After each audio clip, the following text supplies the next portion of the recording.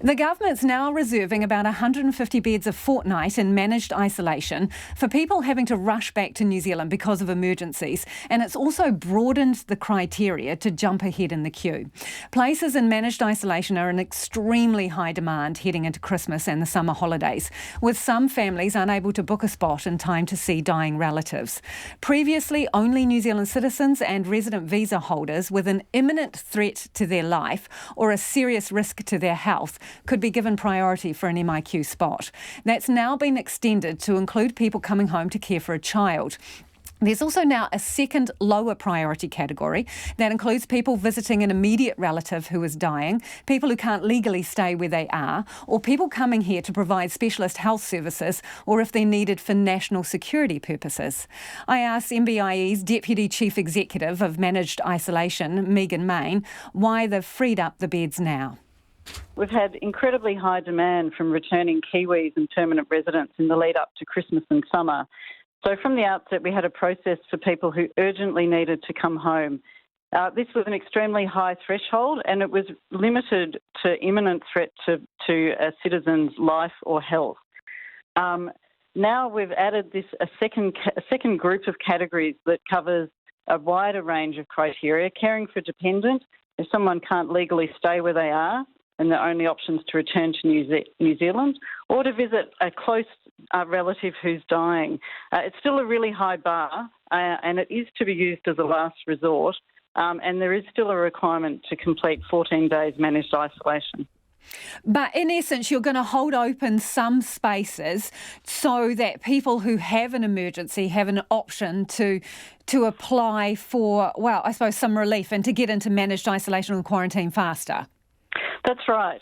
We're confident that we can allocate these 150 rooms per fortnight now because we've had the new allocation system in place for just on a month. It gives us much better data, which gives us much better confidence in our planning assumptions.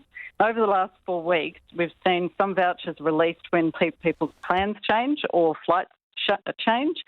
We've also seen some of the no-shows where someone doesn't get on a plane and therefore doesn't enter managed isolation. So this gives us the capacity to allocate those 150 rooms confidently per fortnight.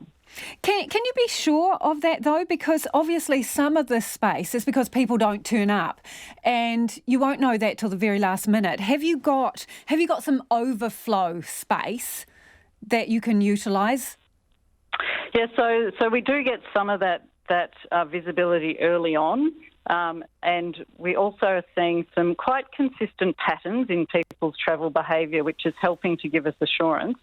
But we do have some contingency set aside, and contingency is for emergencies, and we can go into that a small amount for a short period of time without risking the operational safety of the isolation system. How many beds is that, Megan, in the contingency?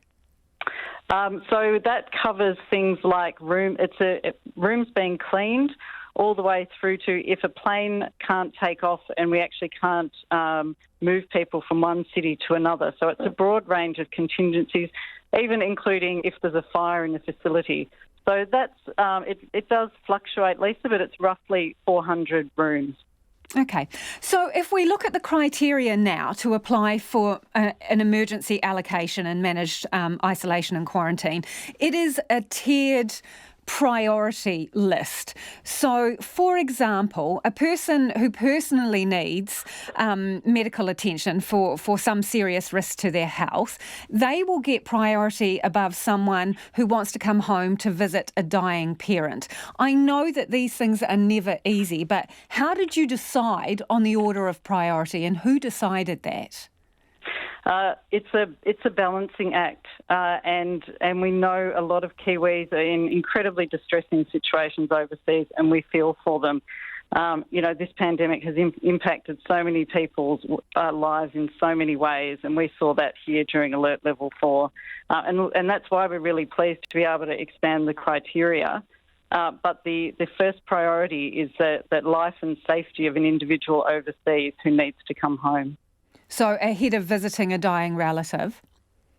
That's correct. And with our 150 rooms, we are hoping to get as many people home as possible who fit those emergency criteria. And remember, it is a high bar. So who made that decision? And by that I mean, was it a single person who came up with those categories, or did you do it with a committee of people? Who made the final call?